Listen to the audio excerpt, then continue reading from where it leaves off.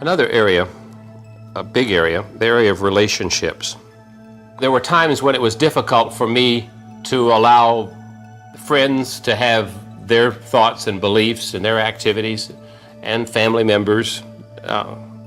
When you're using the word allow in this sense, what do you mean? I felt like they should think the way and act the way I wanted them to think and act.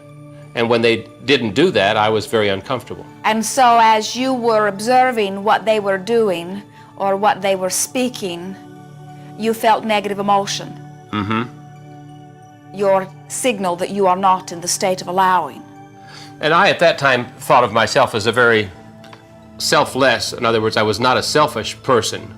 And so I expected them to be less selfish and more giving. And the fact that they weren't was very disturbing to me. Indeed. I found a book, another book, David Seabury's book, The Art of Selfishness, that made me look at selfishness from another perspective. Then I was able to release a lot there.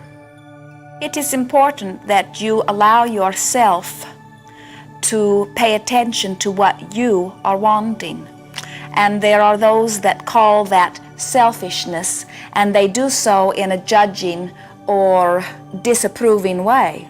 And we say to you that unless you have a healthy view of self, unless you are allowing yourself to want and expecting to receive that which you are wanting, you will never be deliberate in your creating, and you will never have satisfying experience. And so selfishness is important. Usually you do not think of allowing yourself, and yet allowing yourself is very important. And what we mean by that is looking at yourself, looking at what you are thinking, looking at what you are speaking, looking at what you are doing, and feeling positive emotion while you are noticing that. Looking into you, intending to see what you are wanting to see, and in seeing it, feeling satisfaction or positive emotion. When you are approving or liking or allowing yourself to be as you are, then you will be more likely to be able to allow others to be also.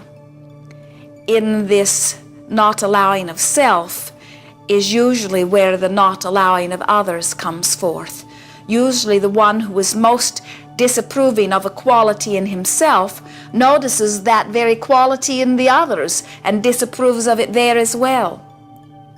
And so an accepting and an approving and an appreciating and an allowing of self is the first step in appreciating or approving or of allowing of others, you see.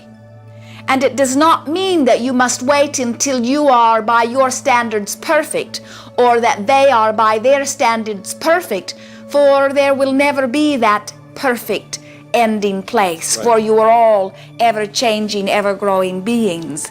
It means looking, intending to see in you what you are wanting to see, or intending to see in others what you are wanting to see.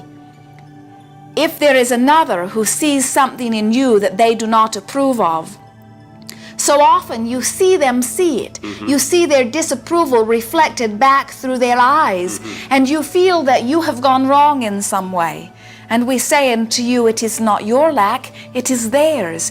It is their inability to be a allower that brings forth their negative emotion, not your imperfection.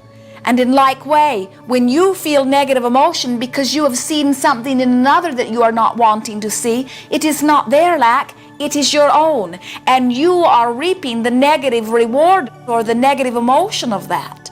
When you decide that you are wanting to see only that which pleases you, then you will begin to see only that which pleases you, and all of your experiences will bring forth positive emotion, because by law of attraction you will attract unto you only that which is in harmony with what you are wanting.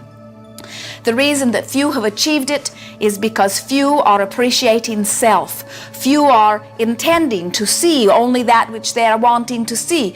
Few are being decisive about anything. And so they are having some of many experiences, some of them good, some of them bad, but they are not in state of allowing, because at times they have negative emotion.